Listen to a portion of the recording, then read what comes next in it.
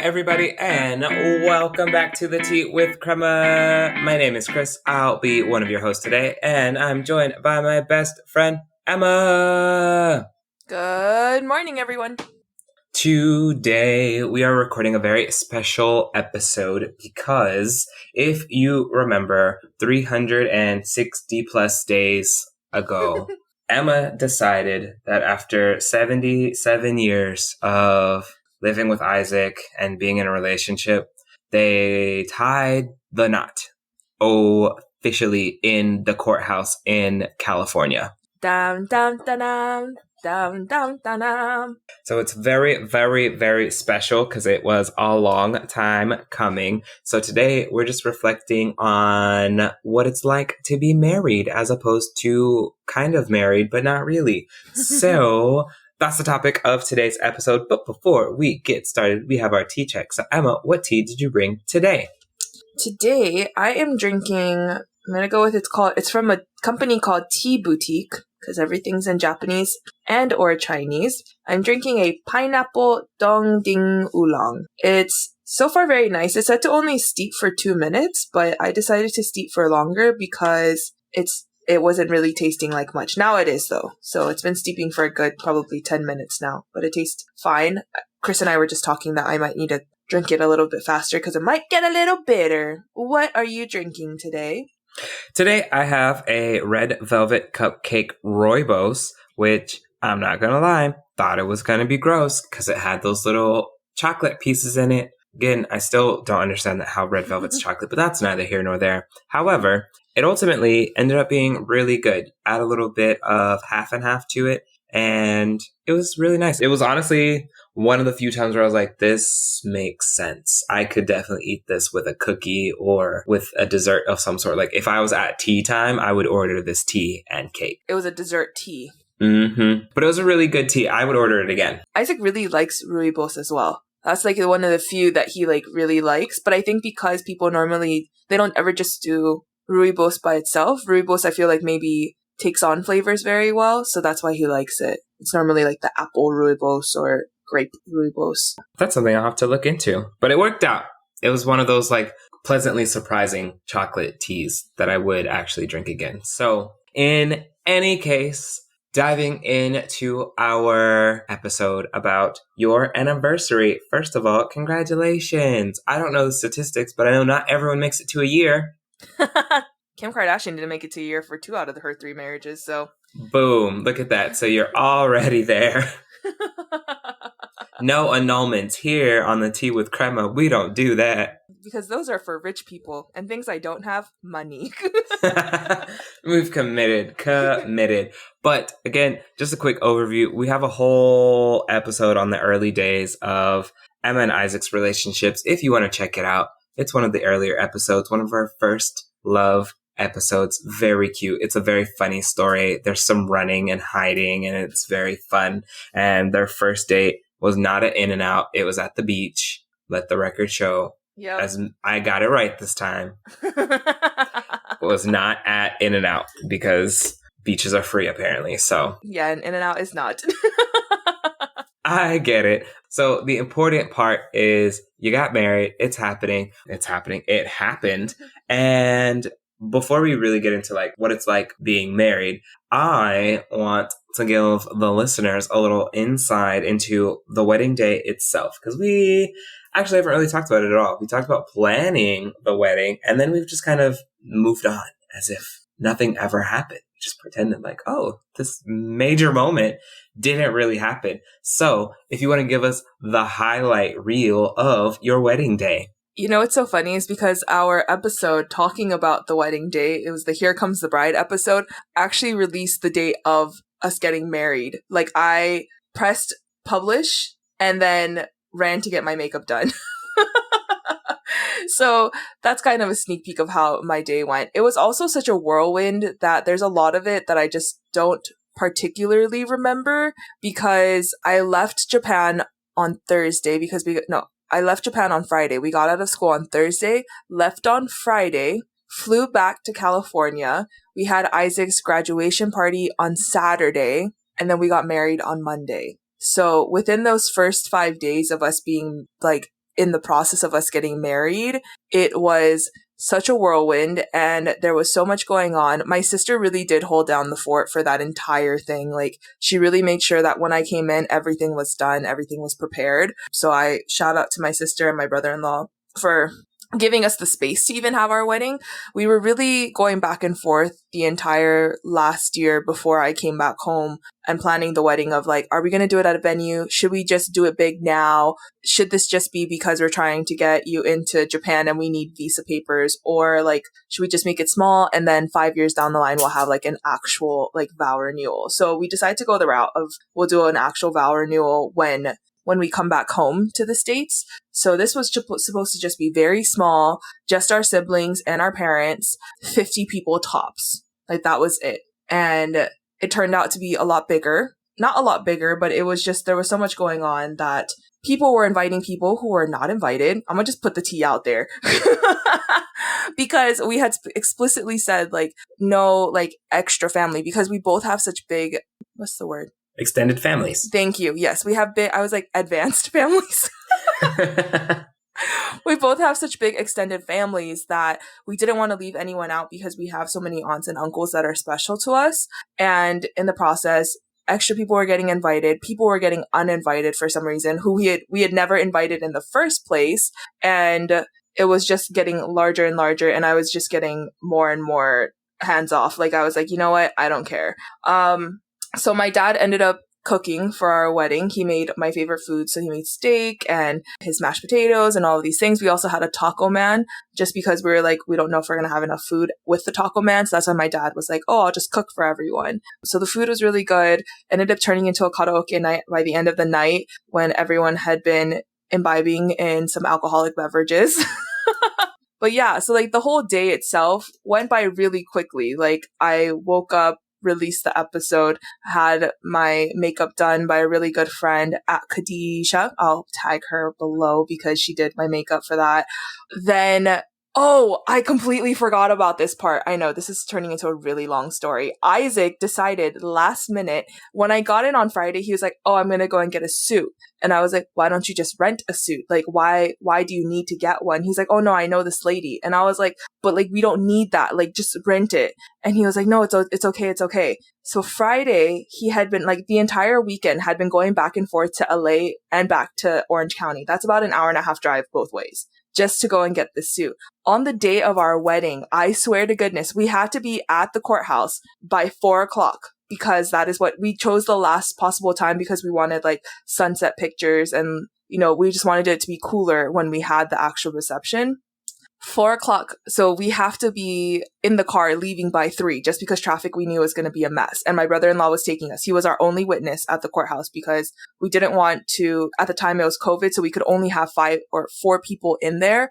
And I couldn't choose between my parents. And I didn't want to tell like, you know, one parent that they couldn't go in versus other parents who could go in and whatever. So we were just like, you know what? Nix that. No parents whatsoever. Only my brother-in-law because he's the only one. He's taking pictures. So my brother-in-law is driving us there and it's 3:00. It's getting to 3:00 and he's like, where's Isaac? And I was like, I have no idea. I don't know where he's at. And so I'm like calling Isaac. I'm like, where are you? He's like, I'm stuck in traffic because he decided he needed to go pick up his suit and he had to get a last minute alteration. And that's something that I still to this day regret allowing him to do because his suit was so poorly tailored. If you look at our pictures, he looks like he has short legs, even shorter than normal. His like inseam was like, it felt like it looked like it was 30 inches. And his pants were also 30 inches. It looked like he was wearing MC Hammer pants because this man decided that he needed a custom made suit and it wasn't even well done. So that is also like, there are so many things though that happened during this time that I'm just like, oh, you know, when we do our vow renewal, I would do that better. Like I would make sure that you just, you know, got a nice suit and we did it right the first time. So we don't have to worry about all of this. Or if it's going to be custom made or custom tailored, maybe not the day before. Like a week before, right? Like leading up to it. Maybe not that time. Maybe not a week before. Probably like 2 months before. Months in advance. Least. Yeah, probably then. I think would probably be the best option. I just can't imagine the few days before would be the time to get the suit custom made. Exactly. So like there's still parts of me that really feel like my wedding didn't happen just because like I had some of my best friends there, you know, but like for example, Chris wasn't there because I told him, "Don't come. It's not going to be this big thing." Like and then it started getting bigger and bigger and bigger and I was like, "No, I'm stressed." Like now was able to come. My best friend since fourth grade, Sam, lives in LA, so she also came as well. But like there were so many people in my life who I love who just weren't able to go because I went in with the intention of making it a very small wedding. So there's a lot of things that I would redo just to like redo it again. Because I also didn't wear the dress that I had bought, that I had scrambled to buy with Chris, literally the day before I got on a plane to go to Japan. Didn't wear that. 4 boutiques later. 4 boutiques later, Chris wouldn't let me walk out with like a doily dress, which sometimes I just think about you. Just kidding. So, you know, there was a lot leading up to that day, but after it happened, like I just knew that it wasn't going to be about the day. Like if you're getting married for the wedding, you know, then there's other things you need to prioritize. And the one thing I wanted to prioritize was just having my husband in the same country as me. And so I had to just like, there was a lot of things I just had to brush off and not become a bridezilla about, even though inside I was screaming. So sorry. That was a really long ramble about the day of the wedding, about the good, the bad, the ugly. I have a very specific question. Okay. It'll probably be very easy for you to answer. Okay. So, in my head, I think it's because I've been watching too much Love is Blind. Oh, no. Uh-huh. But was there even a moment at like the final part of the, I guess, the official wedding part at the courthouse where I'm assuming they still asked about the I do's and all that fun stuff? Yep. Was there even a fraction of a moment where you were like, Isaac might not say I do, and then I'm going to have to beat him up? You know what's so funny is because leading up to that, like we had been staying in a hotel separately from, normally we stay at my sister's house. So we just decided to stay at a hotel leading up to the wedding just so that, because we hadn't seen each other in literally a year. So I was like, I actually just like want separate time just with you, just to kind of like really recenter ourselves. And the night before our wedding, I actually looked at him and I was like, if you don't want to go through with this, I need to know now. Like, I need to know today, because one thing that's not going to happen is divorce, because it's expensive and neither you or I can afford that. So I need you to be like very sure. And, you know, not after not seeing each other physically for a year, like I was like, it's okay if you say no, like we can just like postpone this and you'll just stay in the US and I'll go back to Japan. And he was like looking at me and he was like laughing and I was like, no, I'm being serious. Like, I need to hear validation from you right now that you're like ready to get married, because this is not something I take lightly. Like, literally leading up to it, I was like, you know, you have an hour to say no, right? Like, I just wanted to give him that option to opt out. So he could never say, oh, she trapped me. No, like, you need to be very sure. So there was parts of me that was like, oh God, he's going to be like, he's not going to sign the papers. Because the way it works when you go to the courthouse, if you're not familiar, is you go to the courthouse, you sign in. So we had to make appointments because, you know, COVID. You sign in at the registrar. They call you over. They kind of have you like read through all of your documents, make sure all the spelling is correct, which, by the way, legally, Isaac's name is incorrect. Isaac has 2 first names and Isaac forgot his second first name. So there were parts of me that were like, oh God, it's not going to be legal because his first name is incorrect. Anyway, besides the point. But they were like, are your names correct? And this is also the time when you change your name too, for partners who are changing their name. And that was, in that moment, I was like, I'm not changing my name. We had already had that conversation beforehand. The whole issue being that like my passport and all of my documents weren't going to be changed in time, but it was just like, now it's going to cost me to change my name rather than I would have had it for free at that point. But I just knew that we were on a super tight timeline, and me coming back to Japan, it wasn't realistic for me to change my name. So in that moment, it was kind of made for me that like I wasn't going to change my name. So yeah. So you sign your documents, and then after you sign the documents, the lady who was like helping us with signing our documents, I guess, is also a licensed officiant as well. So she like signed our documents and then she's like, okay, let me know when you guys are ready. And we're like, oh, are you doing it? And she goes, yep, just give me a second. She like turned around on her coat rack, put on her robe, and then like walked us out. We got the really nice, like proper wedding room, which I felt like was really nice. My brother-in-law was super excited because he was like, oh, this is the room that we wanted when we got married. And I was like, okay, yeah. And then she kind of goes through the whole vows, and, there were tears involved on both ends, which I was really surprised because, normally I'm just like not very emotional when it comes to these things. But yeah, so there were parts where when they're like, okay, now repeat after me, I was like, uh-oh, this is it, Isaac. Like, you got 30 seconds, bro. Just a moment. Yeah, so there was no running away on either of our ends. Which is so funny that even with all that, I just feel like it's one of those things that like, no matter how established you are in the relationship, there's still just that moment of like, are you sure? I just feel like because you can never be in that other person's head. There's always that like, just checking. Exactly. Just doing a vibe check, making sure we're not about to do no craziness. Making sure the vibes are still immaculate. Mm-hmm. So it's really funny. Interesting. I really thought that was going to be like, no, you're so silly. LOL. We just signed and it was great. I'm sure some people would answer that way, even though inside they're probably like stressed and nervous and like gripping everything. But that's very interesting. So we're past the wedding. It's been a whole year. Do you feel like there have been any changes that being legally married has made to your relationship? We were just talking about this because Isaac and I like to think about our relationship over this year we're going to make 13 years. And I was like, isn't it so funny how like people always say that the first year of marriage is the hardest? And he was like, I really feel like it's been super chill. And I was like, right? Like, are we doing something wrong? I was like, are we not married enough?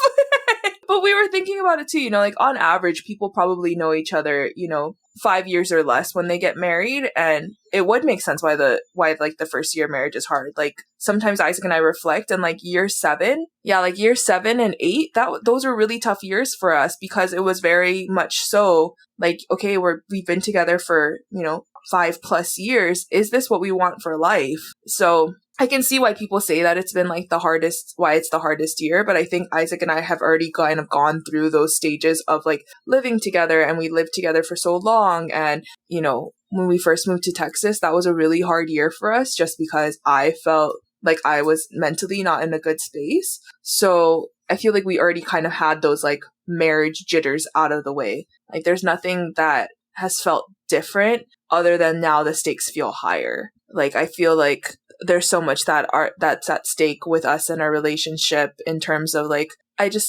don't know. Like I just don't want either of us to like lose each other, and I think that's where the high stakes come from. Whereas before it was like, yeah, you can walk away. Like there's nothing holding you down. Now I'm like, actually, this is very expensive to walk away. So really think about it, Isaac. How interesting. So then has there been any particularly stressful moment that you feel has come from being married? And at this point, you're also halfway across the world. It's just the two of you. And if I'm not mistaken, of the 13 years, this is one of the first times that it's been just the two of you in a long-term living space. Yeah. So when we first moved to Texas, like we were living with my mom, lived with my mom the entire time we were in Texas. So Isaac was going back and forth. So we really, before this, had only lived with each other day to day for 1 year before getting married. After that, Isaac was in school. So he was coming back every other weekend, or I was going to him, but it was very different in that way. So I think the one part that we had a very trying time, and I'm thinking about it now. So our washing machine in our house broke, and it was starting to flood our bathroom. Japanese washing machines are in the home, which I'm sure a lot of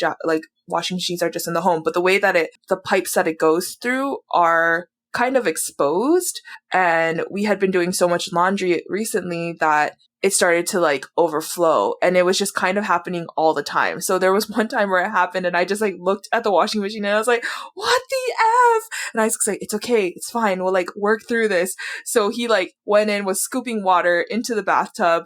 I was like cleaning up all this like mess. And then we realized it was because the lint traps in the washing machines in Japan, they aren't removable. And it's all in one. So it's a washer and a dryer all in one. So it's not two separate contraptions. So there was just like this huge lint blockage, and that's what caused the thing to overflow. But after it happened, we kind of like looked at each other and we're like, oh heck yeah, we just did that. Like, and we like fist bumped, and I was like, yep, moving on. I was like, anything else, handy manny? Like, do we need to fix anything else? Like, we got this at this point. So that was kind of one of like the more trying times where I was just like, oh, like we can't afford to get it fixed. Like this washing machine was super expensive. I don't know how to like communicate if like a plumber needs to come in and be like, it's wet, like help.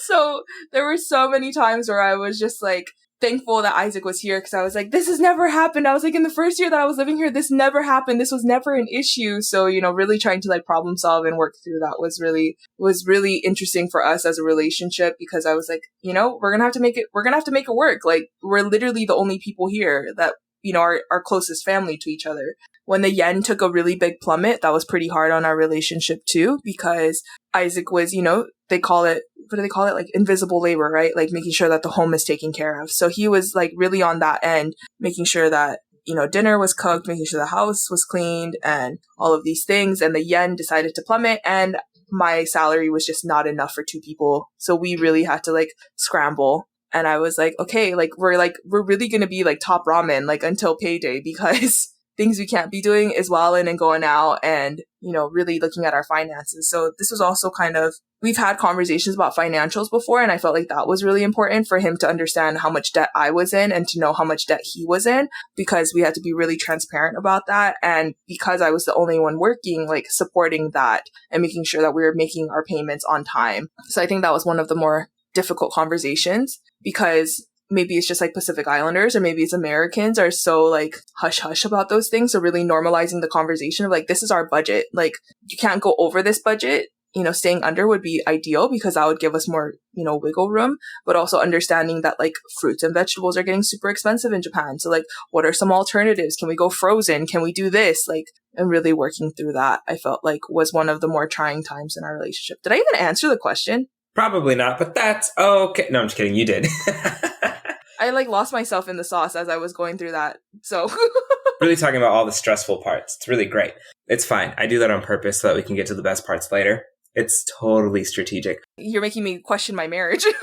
No, it's like, wait a second now. No, it just sounds like all the things that like other, like it just happens with people that are in relationships. So it's not like there's been any particular moment where you're like, you know what? This cast iron skillet would look really good upside your head. And you're just like, no really angry moments that have really taken over, or you're hiding them from us. Gotta go get Izak. Gotta check in. Hey, how's it going over there, buddy? Big old bump on his head. You know, I haven't seen him on the podcast recently. He's here. Just kidding. He's here, I promise. So do you think that, because like there's living alone, which is just like, you know, in your own personal space. And then there's living alone, which you two are doing, which is by yourselves halfway across the world. So do you feel like that has helped with overcoming some of those conversations and obstacles and challenges? Or do you think that sometimes it has exacerbated that stress and like the worries and the conflict? I think living alone in Japan, right, when I was just me that first year, was really more about testing my like independence, because I had been so used to, you know, calling you up and being like, hey Chris, let's go to Target, or like, hey Chris, do you want to run errands with me, or like talking to my mom and being like, hey, do you want to like go and do this with me? And that really tested my independence. So having Izak come in was actually more of almost like a shift for me, because Japan had become so much of me independently that I forgot what it felt like to be here by myself, you know, and I forgot what it meant, like telling Izak to hop on the train and come and meet me for dinner, or telling Izak to like, hey, can you like go to the store and do these things? Like he was feeling so much anxiety, like getting on the train, because he's like, I just keep getting lost, you know, and I, you know, hop on the wrong train and I'm going the opposite direction. And I was like, I don't understand. Like I did this for a year. Like, how can you not do this? And so giving him that grace though afterward and realizing like, actually, no, this is really tough. You're right. I'm sorry. Like I didn't mean to get frustrated with you. It was just, I forgot what it felt like to have to try and figure things out. But definitely it's helped with, you know, I am a little bit more introverted, but Izak's definitely helped me become more like adventurous and be like, hey, like, let's go try this new place, or like, let's just hop on the train and just go. And I'm like, okay, but where are we going? And, you know, he's like, well, let's just go and we'll stop off and we'll eat lunch wherever we stop. And I'm like, okay, you know, so that's been really nice. But I think he also like leans on me in that aspect of like, okay, are we getting on like the right train? Because I'm definitely the one that's going to ask, like, I don't think we're going in the right direction. He's like, no, I think we're fine. And I'll like look at my phone and I'm like, no, we're clearly going in the wrong direction. So he's definitely more adventurous, but he's, you know, still a little bit like wary of getting on the trains. Now he's been commuting to work, so he's a little bit more familiar with it. But yeah, definitely when he first came in, it was me having to reconfigure my life to make Japan also fit for Isaac, because I had become one thing to me, but like there were so many things that as a couple I wanted us to do together and like see together. So yeah, that's been a little bit of a shift, but it's definitely helped me because I'm so much happier now with him being here, and like seeing him every day has definitely helped with my mental health. So, and then just as a side tangential note, because at this point I think we've had 3 or 4 episodes talking about how sometimes people overshare with the advice that they try to give you. So do you feel like being in Japan has also kind of helped mitigate some of that unsolicited feedback that people love to give about the right times to do things, or how to do things, or what your life should look like? No.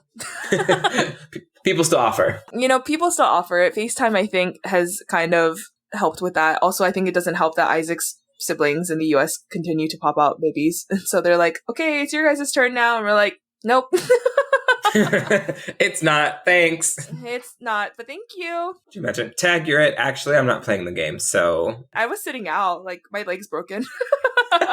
It's so funny because at my school in the 5th grade team has been constantly getting pregnant for the last 2 years. And they're like, we don't know what's in the water. Also, it's funny because their building is kind of detached. It's part of the new building of the school. So there is like a separate tap. And I was like, I don't know what's in that water, but I'm not drinking it. I'm not washing my hands with it. Don't even bring it near me. Don't splash it on me. It's contagious. There's a contagion in this water. So no, thank you.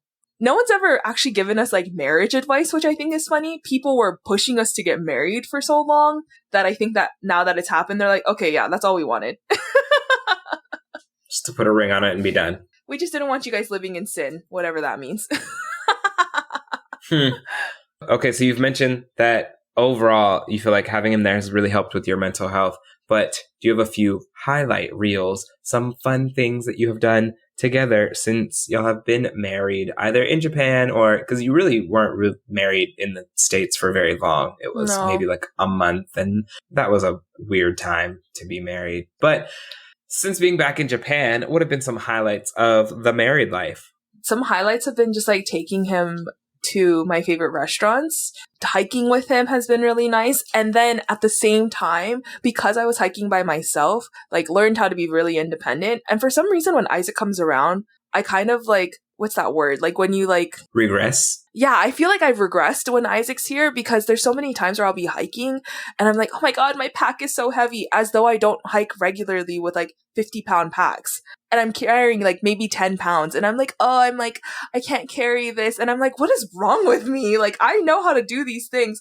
And, you know, I'll like complain and stuff. He's like, do you complain this much on your normal hikes? And I'm like, no, because with you, I know I can bail out. Like, if I at any point am like, oh, let's go back down the mountain, you'd be like, okay, yeah, whatever. I was like, but if I'm with people, like, I can't just say, hey, I'm going to go down the mountain. Like, no, I have to like suck it up and, you know, stay in high spirits. So there have been some times where I'm like, oh, you really do get my ugly side of hiking.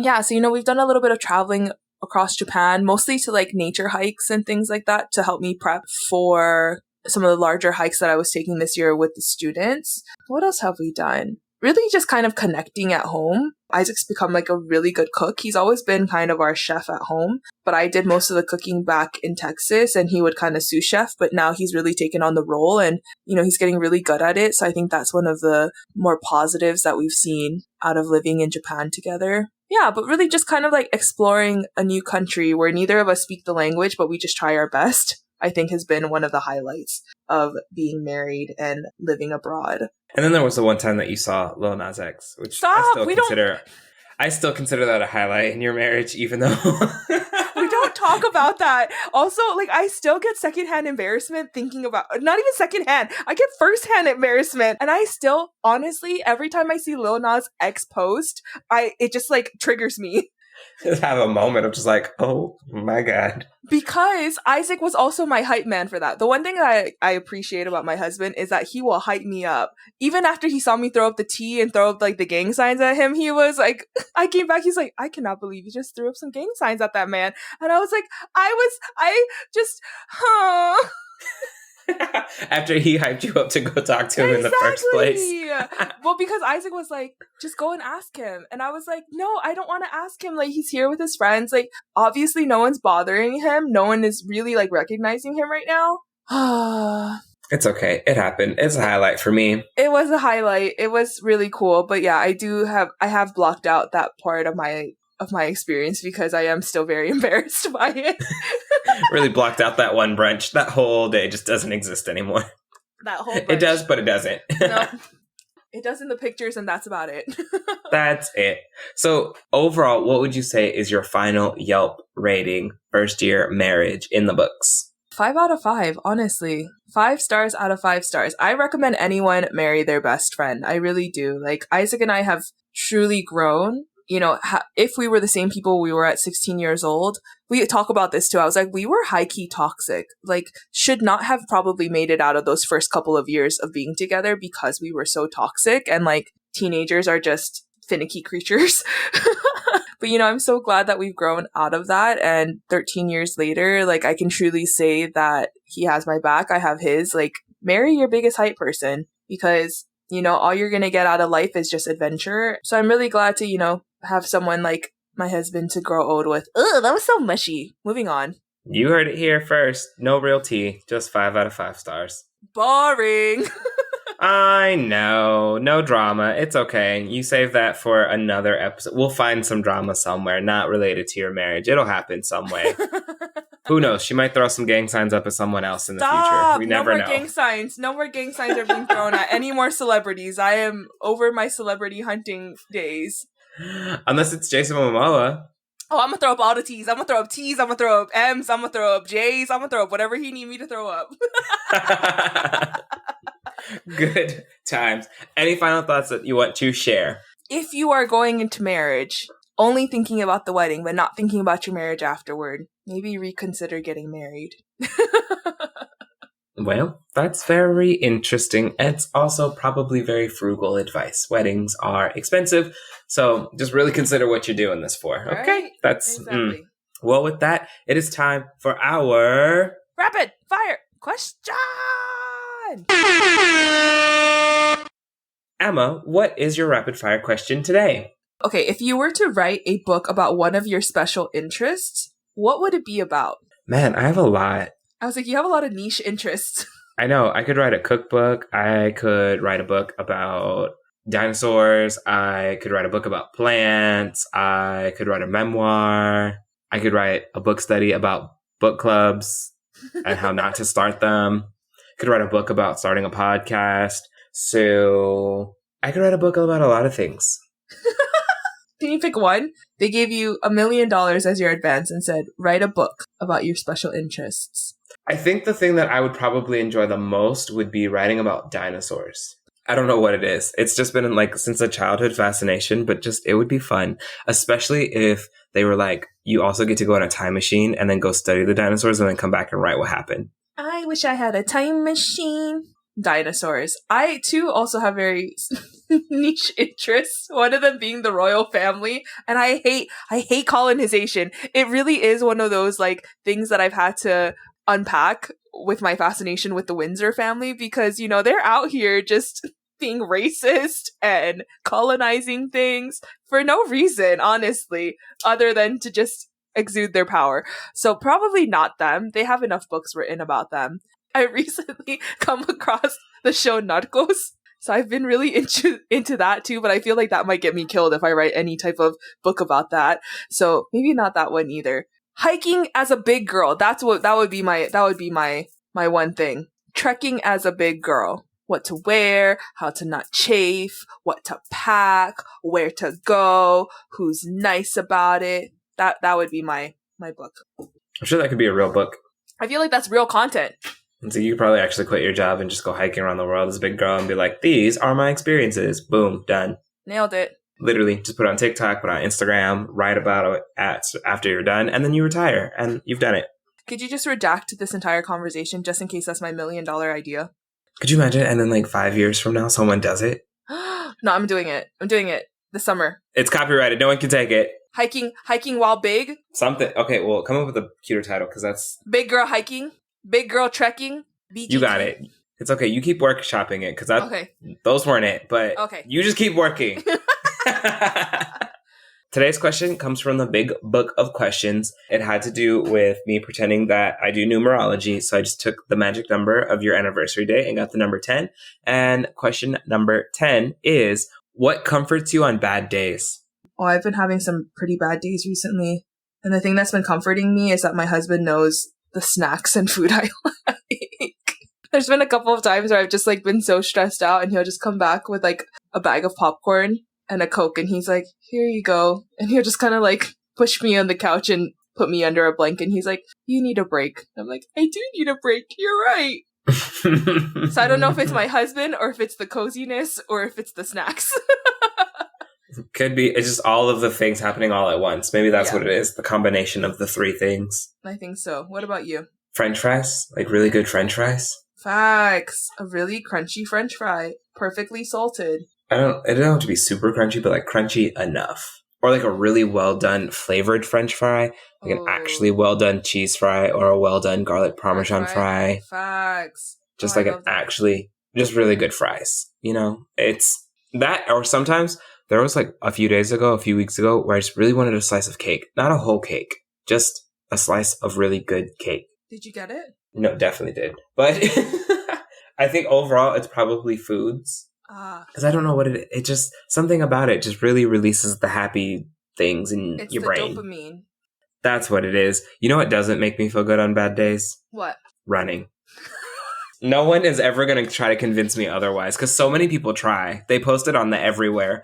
Oh, if you're feeling bad, go for a run. It has never made me feel better. And I love that for people, though. I love that's what like triggers your serotonin and your dopamine to make you happy. That's just not going to be it for me. And that's okay. I do feel good after I lift heavy things, but like, no, running will never be in it. It would never be in the cards for me, is what I've noticed. I recently played in a kids versus staff soccer game, and I was like, wow, this is a lot of running. I do not recall doing this much running, but I also was, a decade younger.